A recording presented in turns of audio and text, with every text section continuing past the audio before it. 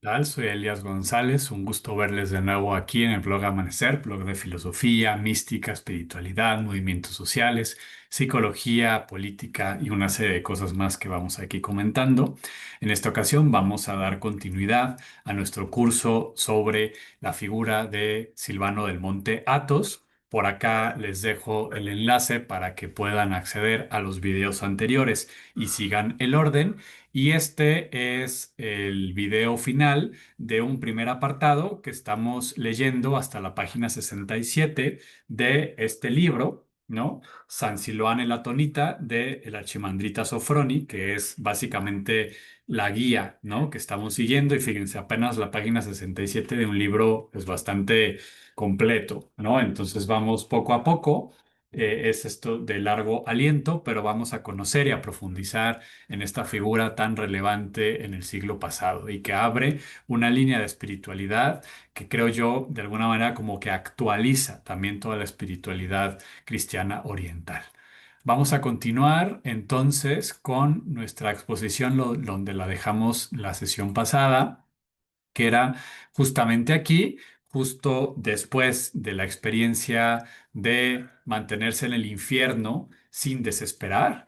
Y esto pues brota un conocimiento existencial, la conciencia que el orgullo como raíz del mal y por lo tanto la ascesis como el entrenamiento y en apertura a ir viviendo esta humildad de Cristo que decíamos no es meramente la humildad como una virtud, sino más que nada tener esta misma dinámica kenótica de Cristo. Bien, vamos a continuar con unos aspectos más que nos propone Sofroni en la primera parte del libro y que dice, gracias a la oración pura, el asceta aprende a conocer los grandes misterios de la vida espiritual. Hace descender su espíritu al corazón, primero a su corazón de carne, y desde allí le hace penetrar gradualmente en las profundidades que están más allá de la carne. Descubre su corazón profundo, espiritual, metafísico, y ve que la existencia de la humanidad de Cristo no es algo exterior, extrínseco, sino que está inseparablemente unida a su existencia personal. Este párrafo, de este párrafo, mejor dicho, podrían surgir infinidad de tratados, de reflexiones teológicas y de comentarios. Aquí simplemente vamos a hacer el esfuerzo de apuntar algunas cosas que nos parecen importantes tener en cuenta para ir entendiendo mejor esta propuesta. Esta oración pura que ya veíamos, trasciende toda oración imaginativa, trasciende las imágenes, trasciende al mismo tiempo también los pensamientos que nos llevan a la ilusión y a las seducciones que nos separan de Dios. Primero empieza a descender en el espíritu a través del corazón de la carne. Parte, digamos, del quehacer o de la ascética, de la técnica, entre comillas, de la oración esicasta, decíamos ya en videos anteriores, incluye una serie de posturas corporales, una serie de genuflexiones, tipos de respiración, etcétera que incluyen, entre otras cosas, llevar toda la atención al corazón, ahora sí, al órgano corazón, ¿no? Y a partir de allí, poco a poco, nos dice Sofroni, vamos descendiendo a un nivel mucho más profundo que está más allá de la carne, en donde descubrimos a través de la oración pura, a través de la repetición del nombre de Jesús, este profundo corazón espiritual que es metafísico, es decir, que no es el corazón de carne, pero que es donde captamos cómo la existencia de la humanidad de Cristo no es algo ajeno a nuestra propia humanidad, sino que estamos unidas, que también Jesús está encarnado en nuestro propio corazón. Y en ese sentido, eso detona la vida espiritual ya en otro calibre. Esto abre la posibilidad, esta es otra escena de la película de Hombre de Dios, Man of God, que habíamos comentado en el video anterior. La oración ya a este nivel ya brota hacia toda la humanidad. Yo no, es una oración, digamos, egoísta por las propias necesidades o de la gente cercana, sino que se comienza a experimentar el dolor de toda la humanidad y a orar por ella. porque entonces el asceta, el místico, la mística, ya no vive escindida de la humanidad entera, sino que ya es una con ella, ¿no? Es este amor universal también crístico. Hay una unificación de la persona, el intelecto, el corazón, el cuerpo y hasta los huesos. Todo el ser se concentra y unifica. Sin imagen, el espíritu contempla el mundo. Sin imagen, el corazón vive los sufrimientos del mundo y en él alcanza el sufrimiento su punto culminante. El corazón, o más bien el ser entero, está anegado en lágrimas, sumido en el llanto. Es decir, todo el ser humano se integra y todo el ser humano ora y ora por toda la creación, por toda la humanidad incluso. Y desde allí es que brotan estas experiencias de la compunción, que va a tener que ver con el arrepentimiento, pero ya no el arrepentimiento meramente pues, de los propios pecados y cosas por el estilo, sino del pecado del mundo, de esta dimensión del mal que está también atravesando la historia y que a través de la compunción podemos purgar, ¿no? Limpiamos todo eso y nos vamos uniendo con Dios. El espíritu, en un acto de síntesis intelectiva, que aquí hay que, digamos, clarificar que intelecto no se está refiriendo en una cuestión de la razón, una cuestión racionalista, sino que el intelecto es la facultad, digamos, espiritual de la persona. Entonces, en esta síntesis intelectiva, capta simultáneamente toda la realidad. Es una experiencia de la realidad.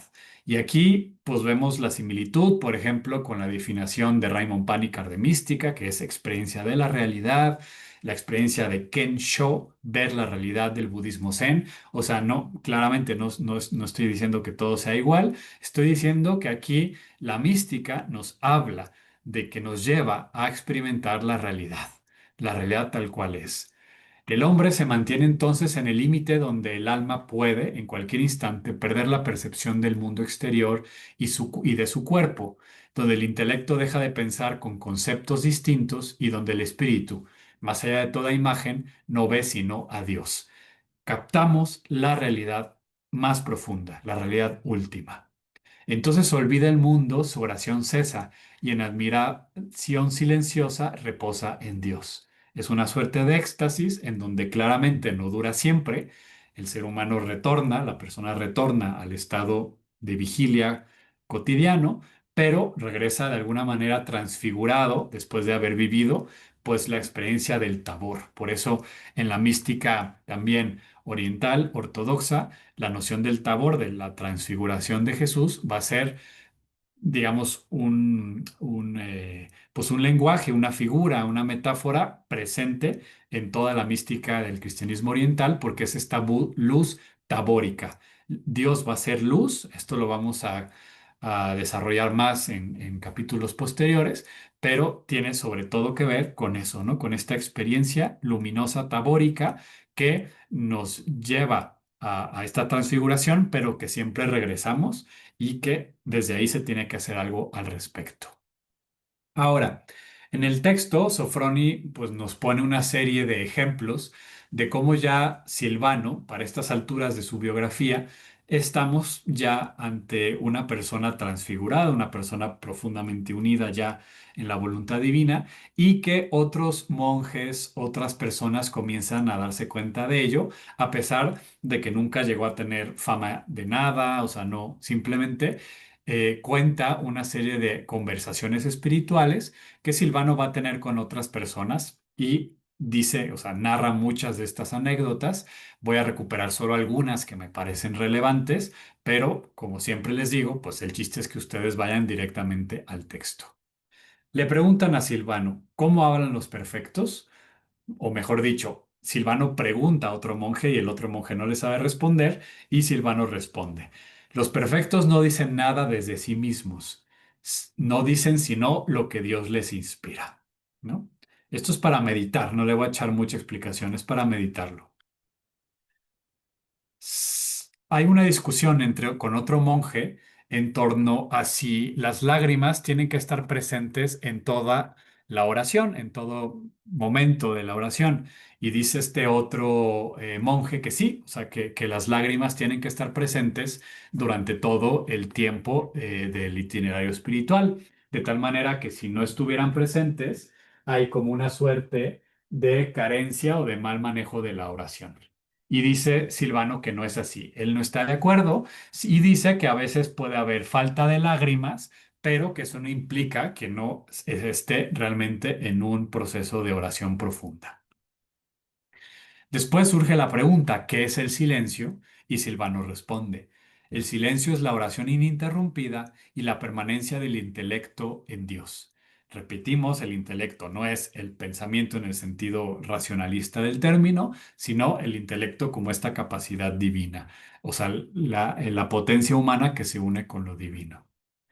La humildad de Cristo, ya decíamos, no es meramente la humildad en tanto virtud humana, sino conocer a cada persona desde lo mejor de sí misma, estar totalmente volcada kenóticamente a los demás, de tal manera que percibimos en los demás otro Cristo, ¿no? Y esa es la humildad de Jesús.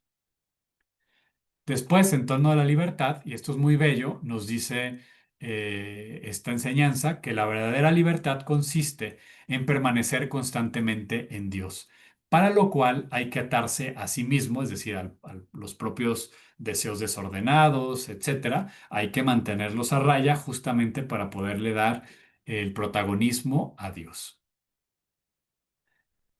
En el texto posteriormente retoma un repaso de algunos temas que ya de alguna manera se trabajaron. Lo señalo básicamente de manera rápida. La mejor manera de luchar contra los pensamientos es negarlos, o sea, es decir, no dejarles entrada, no darles entrada a los pensamientos. Aquí, digamos, a diferencia de otras tradiciones en donde se trata así de trabajar el pensamiento, trabajar las emociones, ver de dónde vienen, etcétera, algo de alguna manera también muy ignaciano. Aquí San Silvano nos dice, es mejor ni siquiera darles entrada, porque el intelecto no sale indemne del diálogo con ellos. Si ya le dimos entrada a un pensamiento, a una seducción ilusoria, el intelecto no va a salir, digamos, sin cicatrices, sin raspones. Entonces, lo mejor que se puede hacer es simplemente, justo en el momento en que nos damos cuenta de que ahí está, dejarlo ir, que no se atraviese. Por eso decíamos que esto tiene mucho que ver con la oración contemplativa. El orgullo es el enemigo más temible y peligroso, ya lo decíamos, y como la humildad es su único antídoto, y para eso hay que mantener el espíritu en el infierno y al mismo tiempo fundamentar la esperanza en la misericordia de Dios. Esto lo decíamos ya en el video anterior, en donde subrayábamos esta experiencia de mantenerse en el infierno sin desesperar, ¿no? Fundamental. Aquí hay otra cosa muy bella, dice, la medida de nuestro pecado no se compara con la de su misericordia. Pensar que nuestro pecado es tan grande que su misericordia no va a poder hacer nada con ello es orgullo. Es orgullo de pensar que somos muy pecadores y pensar que nuestro pecado es enorme. Nada puede con la misericordia divina porque Dios es todopoderoso en el amor y en ese sentido su misericordia atraviesa cualquier pecado por mayor que nosotros queramos creamos que sea. El combate espiritual es entonces necesario porque a partir de ahí nos mantenemos en la humildad, pero ahí es justamente donde muchas personas flaquean después de haber recibido una primera gracia. Esto ya lo veíamos anteriormente. Todo inicio de la vida espiritual incluye la recepción de una primera gracia que puede irse apagando, la persona puede desesperar y dejarlo allí o se enfrenta a esta batalla espiritual con esta aspiración pues a purificarse y entrar en pleno en el reino de los cielos en el sentido de que Dios realmente reine en nuestros corazones y no sea nuestro ego. Ahora, esto va más allá meramente de una cuestión teórica. Todo esto que hemos estado expresando en estos 4 videos, que a lo mejor dirían que esto es demasiado y todavía te vas a echar, no sé, o sea, me voy a echar otros 15 videos, yo creo, hablando de San Silvano del Monte Athos, si no es que más, otros 20 videos, justamente para ir profundizando en este personaje tan fascinante. A pesar de eso, no tiene absolutamente nada que ver con la ciencia y en ese sentido con el pensamiento. El hombre dotado en el plano místico, que vive de modo espiritual, vive en un plano más elevado y de mayor calidad que el hombre consagrado a la ciencia, a la esfera del pensamiento. Y aquí vamos a platicar una anécdota y con este básicamente cerramos, ¿no? Porque con esto cierra también Sofroni estos capítulos hasta la página 67. Un monje se empieza a dar cuenta que mucha gente busca a San Silvano, que en ese momento no era santo, ¿no? A Silvano. Lo buscan a Letzares. Y él dice, me pregunto por qué van a él. Tengo la impresión de que no lee nada, ¿no? O sea, diciendo es que ¿por qué lo buscan? O sea, no, ni siquiera lee, o sea, ni siquiera es una persona que está estudiando, no es una persona que sea una sabia en ese sentido. Y otro monje le va a replicar a este primero. No leen nada, pero lo hace todo, mientras que otros leen mucho y no hacen nada. Final de este apartado, y que es el mensaje con el que les invito a que nos quedemos. A pesar de que la invitación de estos videos es claramente a leer este texto y adentrarnos cada vez más a la enseñanza de la figura de San Silvano, lo importante no es que leamos mucho, sino que realmente lo hagamos todos, es decir, que realmente lo vivamos, que realmente nos atrevamos a orar sin cesar, a ir caminando hacia esta oración, que yo estoy seguro que quien haya visto este video ya tiene de alguna manera un atisbo de la experiencia del Dios vivo, si no, no estaría buscando estos temas. Y entonces solamente es cuestión de irse adentrando, adentrando, adentrando en esta confianza cada vez mayor en la bondad y misericordia del Dios que en el amor todo lo puede transformar. Muchísimas gracias. Mi nombre es Elías González. Un gusto tenerlos por aquí de nuevo en el blog Amanecer. Como siempre, recordarles suscribirse al canal, dejar sus comentarios aquí en los videos, darle like y compartirlos. Esperen próximamente nuevos videos de este curso. Hasta la próxima.